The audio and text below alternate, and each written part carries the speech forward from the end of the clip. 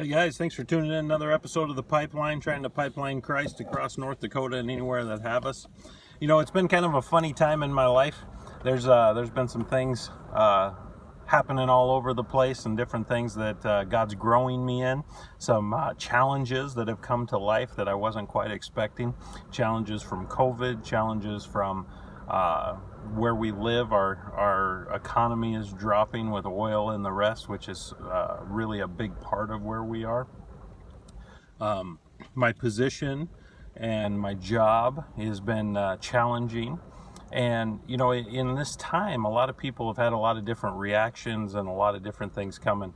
And whether they mean to do it or not, people are just really heated right now. And they seem to lash out a little bit more. The things that are in their hearts or on their minds are just blowing through the stop signs of their mouth and just all over the place out there. And so I've taken a few hits this week. I've been kicked in the teeth a few times over the last few weeks and months, and you know, it's real easy to fall in suit of all the chaos that's been going on in our country, with all the stressors that we've added to it, and really just want to blast people right back.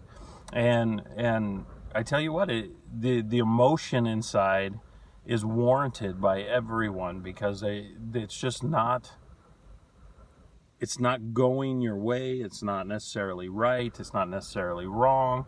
But there's emotion building up in everyone that has to be dealt with one way or another. And we have to be very careful with that. And so when you find yourself in that place where you can stop and you can keep yourself from making that extra step, then we need to try and get to a place where we can remember what God tries to teach us. Psalm 37 and verse 8 reminded me of that over these last few months, and it says, refrain from anger and turn away from wrath. Do not fret.